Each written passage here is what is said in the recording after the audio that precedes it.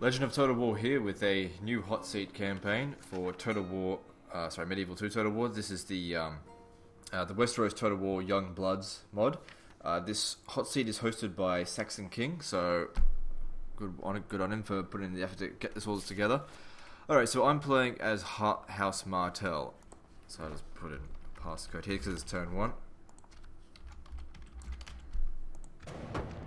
Alright, so House Joffrey. I'm sending you this message to ask for an alliance. If you are for it, respond. If you aren't for it, ignore this message. Radio. House Stannis says, as a champion of the Lord of Light, blah blah blah blah blah blah. Too wordy. Basically asking for an alliance. They don't need to be so formal with me. Okay, well, I actually think it's a bad move to respond publicly, because everyone's going to be watching each other's videos. And if I make a decision on one or the other, or even neither, that could affect me badly. Now, this is a hot seat in which there's no quick saving and loading during it, and there's also no spies in this whole campaign. I cannot recruit them. I am going to get Arryn and Martell though, and start sending diplomats north. Okay, and let's also start fixing up this area. Now, we're in a good position here to basically sit back. That's the great thing about Dawn. We can sit back and relax in a bit because we have no enemies. Saxon King seemed to have forgotten or intentionally left this slate completely clean. So everything is as it was. So I think Dorne starts off in a position where they're not at war with anyone. They're just completely neutral in the War of the Five Kings. Now, whilst I don't think being neutral is a great way to get victory, because surely somebody will eventually win. I mean, this is a hot seat that's going to go on for quite a long time, I imagine. Hopefully we can get this moving quickly, because each turn really shouldn't take very long. But what I really need to watch out for are naval... Navy's coming at me.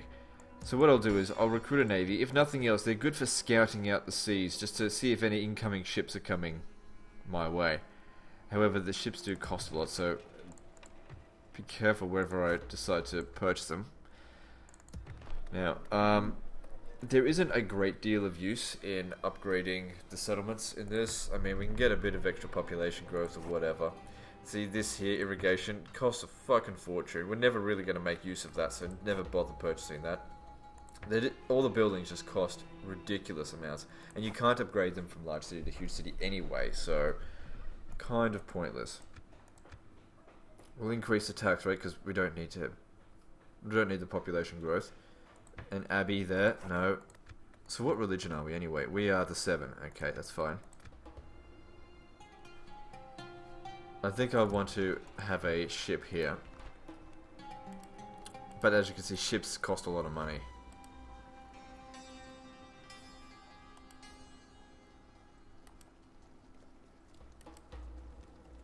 I'm just going to get a Dow for now. Just because... I mean, that takes a long time to recruit anyway, and... I don't know. Yeah, the thing is, you need to make sure we leave enough garrison in each city that can repel, you know, a decent-sized army if under siege, because no one's going to get in here right away into any of my cities, provided I don't leave any vulnerabilities. I don't leave people hanging out all over the place. Although some watchtowers would be good. It's not the biggest priority. So this guy here, is he actually improving this region at all? No, he's useless, so he'll make a good watchtower builder. That's the thing about this particular hot seat campaign. It's very defensive. The defensive player will win on this one, not the attacker, because there are no spies. There's no artillery either. So everyone has to besiege a settlement or use a draw out or something like that. And I don't think anyone's going to be stupid enough to leave their forces out in the open. And forts are going to be very useful as well.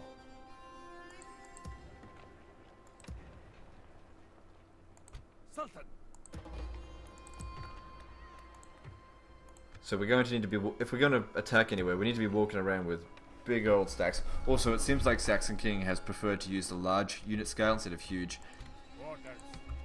So, I don't know if that's really going to be at my advantage. I'm used to fighting on huge scale. Alright, keep him there. Okay, but this army, however, I'm going to put some soldiers here at Starfall. I haven't made any decisions whether or not to attack one faction over another. How may I serve, Sultan?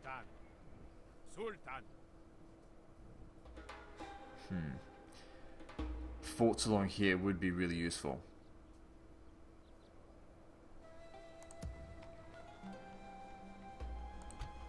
How many free upkeep units do we get here? 3. This is a castle, no, it's fortress. How many do we get here? Why do we get 4? It's the fortress, and this here. Oh, that's the castle, right? I see.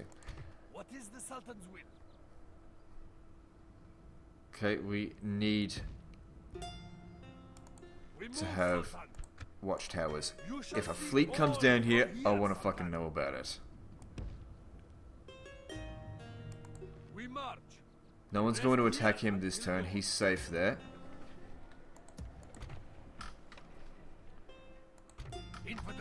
So not necessarily the wisest thing to build a huge army. But then again, that's what's required if we want to win any settlements. Also, the thing to note is that we don't make a heap load of money. So taking these units out of their free upkeep may not necessarily be the wisest of actions. Our enemies will suffer. Every settlement seems to have a, you don't have a governor. You go in there. You don't do anything though. We've got Oberyn here. Bring Oberyn up this way. Yada, resting here. We absolutely need to have more horse archers because horse archers actually fight quite well in defense.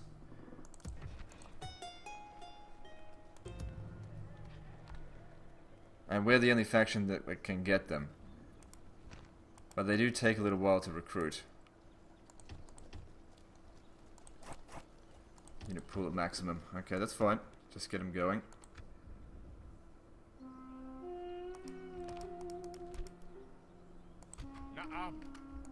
How may I serve, Sultan?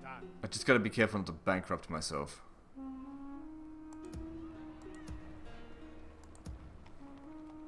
You know, it's perfectly fine if we, you know, lose an army. I just gotta be careful with what I'm doing. Sultan. Don't have a lot of money.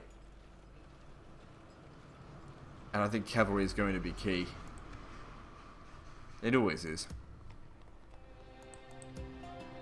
Now I do know that the Tyrells have built a fort there, seemingly to block me from coming up the north there, but I wouldn't make such a stupid move as to move up north that way against them anyway. Some trade agreements might be good to make a bit more money, because the thing is, looking at this, I've got way too many castles. I mean, that's good for training lots of troops, but what about money? I need to make some money somehow. Scribe can't do anything.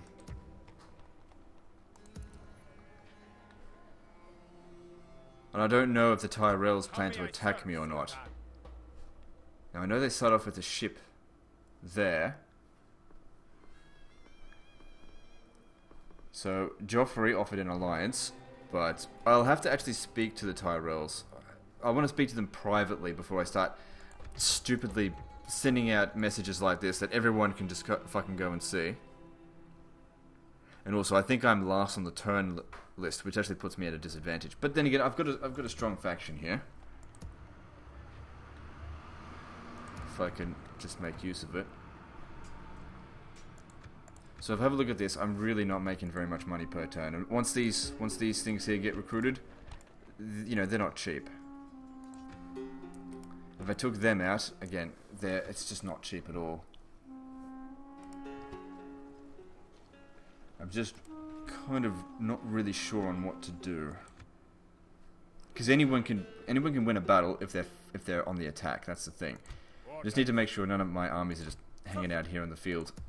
It's okay for this turn because no one can get to me anyway. But we need to make sure we're forting up each turn if we are going to be on the move.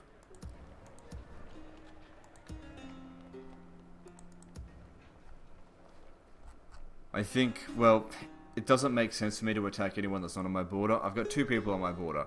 I've got the Tyrells, or the, and the, what's it called? The, God damn it, Baratheons. House of Renly. Now those two are, they start off allied, but they're at war up in the north here. So maybe they don't want to concentrate on me, or maybe they do want to concentrate on me and come down here, which maybe I should ally myself with the Lannisters and the Joffreys in order to fight against what is essentially common foes. If there is absolutely no point in me allying with both of them, or maybe even either of them, there's just no point at all. If I want to expand, I need to attack one of them, but which one?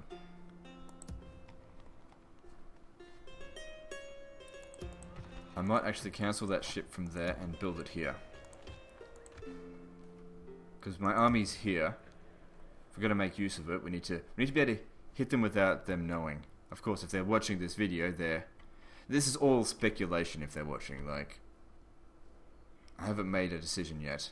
Nor do I feel like I'm going to need to for a while. Maybe I shouldn't recruit anything there. Let me, caravan stop, increase in tradable goods. By how much? It's not very much. Like, building stuff in this campaign isn't really a priority. I mean, it would give me a little bit of cash, but...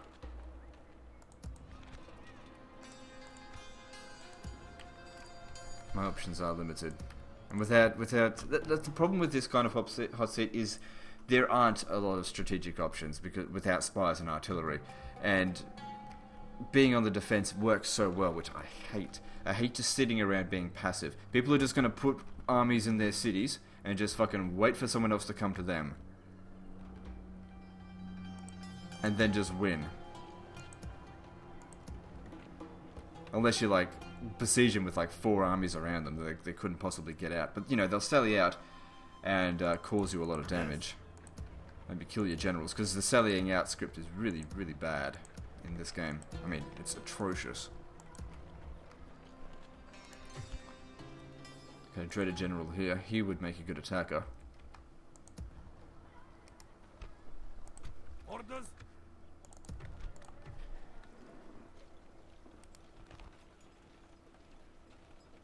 Alright, let's get ourselves some of those. Almost out of money.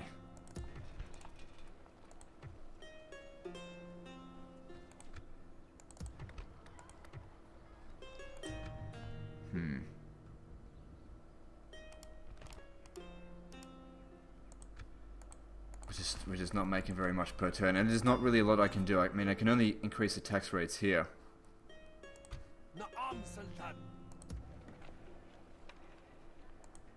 How long until that ship's ready? 3 turns. And this one here, 3 turns. So, I only feel like I can make an attack after 3 turns on either one of them. But I have to wait 3 turns before I can even think about it. Man, our economy is absolute shit. Our army upkeep's not very high, but we're just not making any money. Which means we have to go to war with someone. We cannot just be defensive. I'm gonna have to commit to something. What is the Sultan's will? Alright, we'll leave them there for now, but maybe we'll... I would much rather have cavalry in the defense of this area here, rather than infantry. It depends on what size of army they would want to send down here. I mean, I've seen what they've got here. It's not much. I could probably beat it with the forces at Skyreach. Yes, noble master.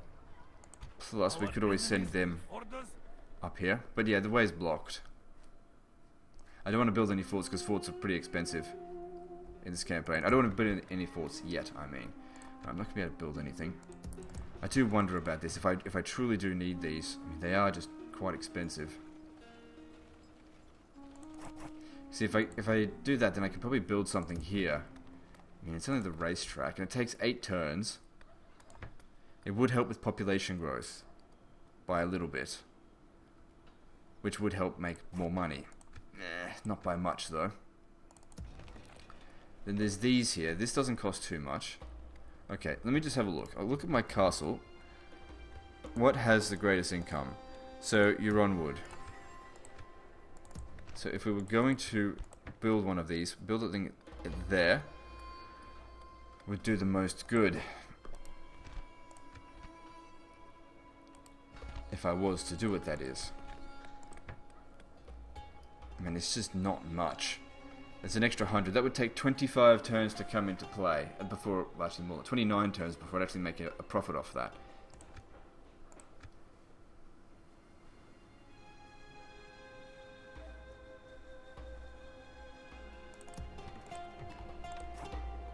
Can I just recruit them another turn? I don't think the Tyrells would be silly enough to attack us right now. Maybe it would be a good idea. I mean, I hate to say it, but it might be an idea to wait around and just see how things... Actually, we make a lot more money from that region from doing that. That's crap. Okay, maybe if I go like this. Look at the regions that have the highest population. So, there you go. That's why it made so much. No, wrong thing. So, Starfall over here. Okay, I think I've chosen the... Oh, hang on. Cancel that. Chosen the two settlements here that could make the most money through the building up of the trade resources there with the caravan stop. Just out of curiosity, though. They don't have the caravan stop here. They got the warehouses, but they're trading with castles. That's the problem. And there's nothing else here that I can really build to increase anything. I mean, I could build that, but that's fucking expensive.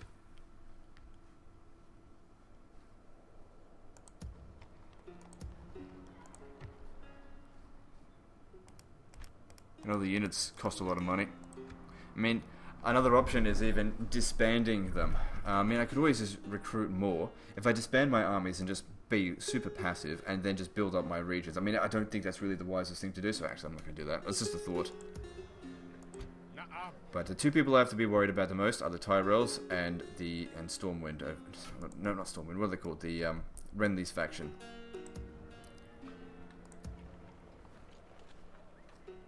Anyway, if they besiege here, these soldiers can come and get them. How may I serve? And I don't think Renly's forces start off with any boats. I know they do, so I'm going to try and defend against them the most. Because I reckon he'll be gunning for me. I don't even know who's playing it at this point. The cavalry can make it over here, but I'm sending these guys over there as well. They'll make it their next turn. Okay. So those are my options. I really don't make much money, but I mean, some of these settlements, they're growing a little bit. I mean, that's not... The more they grow, the better. Alright, well that's all I can do, so let's move on to someone else's turn. So, not particularly eventful, but I guess the House Lannister is next. So anyway guys, like and subscribe, part 2's next, and don't forget to visit me on Facebook. See you next time, fuckers.